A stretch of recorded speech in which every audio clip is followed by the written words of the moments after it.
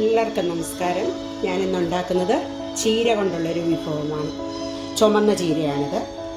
ഇത് ചീര അവിയലാണ് ഞാനിന്ന് ഉണ്ടാക്കാൻ പോകുന്നത്. സാധാരണ എല്ലാവരും ഉണ്ടാക്കുന്ന ചീര തോരനാണ്. ഞാനിന്ന് ഉണ്ടാക്കുന്നത് ചീര അവിയലാണ്. അപ്പോൾ അവിയലിനരിയുമ്പോൾ നമുക്ക് തോരനരിയുന്ന മാതിരി ചെറുതായിട്ട് അരിയേണ്ട ആവശ്യമൊന്നുമില്ല. നന്നായിട്ട് വലുതായിട്ട് തന്നെ അരിയാം. അപ്പോൾ ഇതൊരു 2 കെട്ട് ചീരയുണ്ട്. ചട്ടി നിറഞ്ഞു നിൽക്കുകയാണ്. ഇതിനകത്തേക്ക് ആവശ്യത്തിനുള്ള വെള്ളം നമുക്ക് ഒഴിച്ചു കൊടുക്കാം. അപ്പോൾ ഞാനിതിന് 1.5 ഗ്ലാസ് വെള്ളമാണ് ഞാൻ ഒഴിച്ചു കൊടുക്കുന്നത്.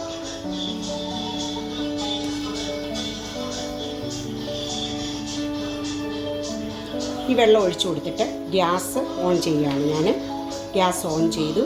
അതിനുശേഷം നമുക്കിതിനെ ഒന്ന് വേവാനായിട്ട് അടച്ചു വയ്ക്കാം. ഇപ്പം ഞാനിതിനകത്ത് ഉപ്പും മഞ്ഞളും ഒന്നും ഇടുന്നില്ല. കാരണം ചീര ഒന്ന് തിളച്ച് കഴിയുമ്പോഴത്തേക്ക് ഇതങ്ങ് അമങ്ങും.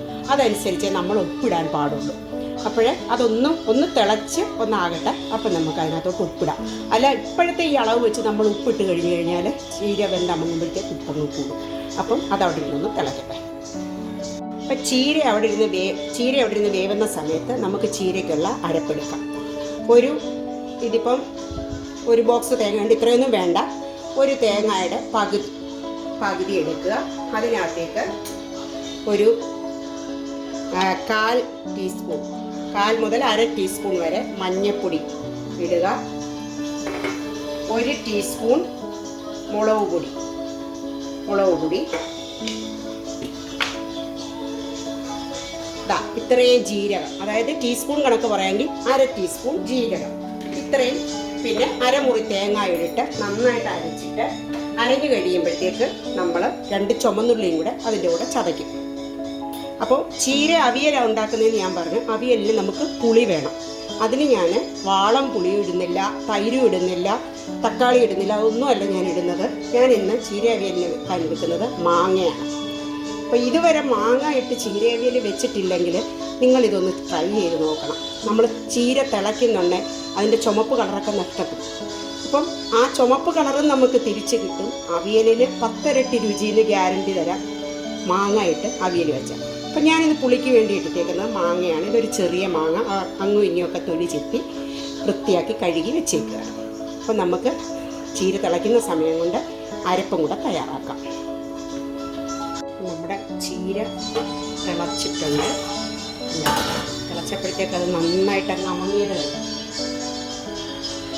ഇനി നമ്മൾ ഇതൊന്ന് ഇളക്കിയിട്ട് വെള്ളമൊക്കെ ആവശ്യത്തിനുണ്ട്. 1.5 ഗ്ലാസ് വെള്ളമേ ഒഴിച്ചിട്ടുള്ളൂ. ഒക്കെ ആവശ്യത്തിനുണ്ട്. നമുക്കങ്ങോട്ട് 1 ടീസ്പൂൺ ഇട്ട് കൊടുക്കാം. 1 ടീസ്പൂൺ ഉപ്പ് ഇട്ട് കൊടുത്തു. ഉപ്പും പൊടിയൊക്കെ എല്ലാവരും ആവശ്യത്തിന് ഇട്ടോണം. ഒപ്പം തന്നെ നമ്മൾ മാങ്ങ ഇട്ട് കൊടുക്കും.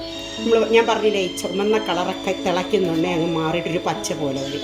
അത് കുറച്ച് നമുക്ക് തിരിച്ച് കിട്ടും ഈ മാങ്ങ ഇട്ട് കഴിയുമ്പോൾ.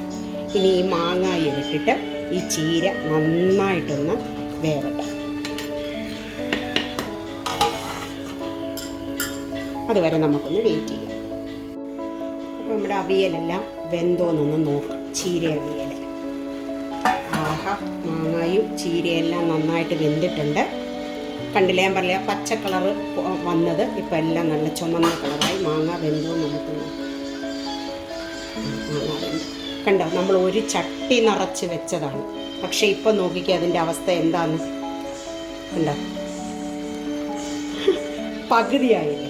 അതിനകത്തേക്ക് നമ്മൾ തേങ്ങ, മഞ്ഞൾപ്പൊടി, മുളക് പൊടി, ജീരകം, ചുമന്നുള്ളി ചതച്ച ഒരു തേങ്ങയുടെ പകുതി. ചീരവിന് തേങ്ങ കുറച്ച് കൂടുതൽ.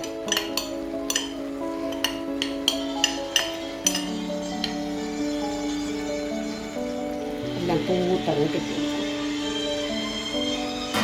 വെള്ളത്തിൻ്റെ കുറവുണ്ടെങ്കിൽ വേണേ ആ പാത്രം കഴുകി ചെയ്യണം. എന്നിട്ട് എല്ലാം കൂടെ നന്നായിട്ടങ്ങ് ഇളക്കി പുരട്ടി.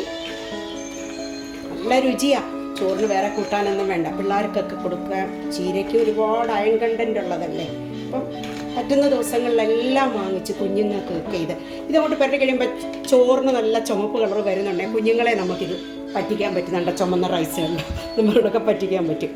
അപ്പോഴേ ഇതിനകത്ത് നമ്മൾ കറിവേപ്പിലയൊന്നും ഇടണ്ട. നമുക്ക് നല്ലപോലെ ഇച്ചിരി വെളിച്ചെണ്ണ ഒഴിക്കണം. നല്ല 1 ടേബിൾ സ്പൂൺ നിറച്ച് വെളിച്ചെണ്ണ ഒഴിച്ചിട്ട് നല്ലപോലെ ഒന്നുകൂടെ ഇളക്കി ഉപ്പും പുളിയെല്ലാം അമക്കി ഇളക്കണം. അപ്പോൾ ആ മാങ്ങായും അതിനകത്തോട്ട് അങ്ങ് ഉടഞ്ഞ് ചേർന്നോളും. ഇത് നമ്മൾ സ്വന്തമായിട്ട് കൃഷി ചെയ്യുന്ന ചീരയൊക്കെ ആണെങ്കിൽ ഇതിൻ്റെ ടേസ്റ്റ് ഞാൻ പറഞ്ഞല്ലോ ഭയങ്കര ടേസ്റ്റാണ്. അപ്പം ഇതിപ്പോൾ നമ്മൾ കടയിൽ നിന്ന് വാങ്ങിക്കുന്നതാണ്. അതിനകത്ത് എന്തെല്ലാം ചേർത്തിട്ടുണ്ടെന്നൊന്നും നമുക്കറിയാൻ വയ്യ. കൃഷി ചെയ്യുന്നവർ തോട്ടങ്ങളിൽ നിന്നൊക്കെ വാങ്ങിക്കുന്നതല്ലേ. നന്നായിട്ട് ഉടച്ച് ഒന്നുടങ്ങൊരു 2-3-4 മിനിറ്റ് ഈ മാങ്ങായും തേങ്ങായും അരപ്പും ചീരയും എല്ലാം കൂടെ ഒന്ന് വേവാനായിട്ട് നമുക്കൊന്നുകൂടെ അടച്ച് വെക്കാം. അപ്പോൾ ഒരു 3-4 മിനിറ്റ് കൂടെ ഞാൻ അടുപ്പയിൽ അടച്ച് വെച്ചിട്ട് നമ്മുടെ ചീര അങ്ങ് വാങ്ങി. ഉണ്ടോ തിളയ്ക്കുന്നുണ്ടോ? നല്ല ചുമപ്പ് കളറായില്ലേ? തിളച്ചപ്പം നല്ല പച്ച കളറിലായിരുന്നു. ഇപ്പം നല്ല ചുമന്ന കളറിൽ ചീരയായിട്ടുണ്ട്. ഈ പരുവത്തിൽ ഞാനങ്ങ് വാങ്ങി. കാരണം ഇനിയുള്ള വെള്ളം ഈ ചട്ടിക്കകത്തിരുന്ന് അങ്ങ് വറ്റും. കണ്ടോ? ഈ പരുവത്തിലങ്ങ് വാങ്ങി അടച്ച് മണമൊന്നും പോകാതെ നമ്മൾ അടച്ചങ്ങ് വെക്കുകയാണ്. അപ്പം ചീരവിയൽ മാങ്ങ ഇട്ട് ഇതുപോലെ എല്ലാവരും ഒന്ന് ഉണ്ടാക്കി നോക്ക്. ഇതിനകത്ത് പച്ചമുളകും കറിവേപ്പിലയും ഇടണ്ട. പ്രത്യേകിച്ച് നമ്മൾ ഇലക്കറികൾക്കകത്ത് കറിവേപ്പില അങ്ങനെ യൂസ് ചെയ്യത്തില്ല. പിന്നെ ഇടണമെന്ന് നിർബന്ധമുള്ളവർക്കിടാം. ഈ വാങ്ങി വെച്ച് കഴിഞ്ഞിട്ട് 2 കറിവേപ്പില വേണമെങ്കിൽ നമുക്കിടാം. ഞാൻ പക്ഷേ ഇടുന്നില്ല. വെളിച്ചെണ്ണ ഒഴിക്കുക, 1 ടേബിൾ സ്പൂൺ വെളിച്ചെണ്ണ ഒഴിക്കുക. എന്നിട്ട് ഇതുപോലെ മാങ്ങയൊക്കെ ഇപ്പം നാട്ടിലുണ്ടല്ലോ, നാട്ടിൽ ചീര കൃഷിയൊക്കെ ഉള്ളവർ ഇതുപോലെ ഒന്ന് വെക്കുക. നാട്ടിലെല്ലാവരും ഇങ്ങനെ, എൻ്റെ അമ്മയൊക്കെ ഇങ്ങനെയാണ് ചീരവിയൽ വെക്കുന്നത്. അത് കണ്ടാണ് ഞാൻ പഠിച്ചിട്ടുള്ളത്. എൻ്റെ വീട്ടിലൊക്കെ ചീര കൃഷിയൊക്കെ ഉണ്ടായിരുന്നു.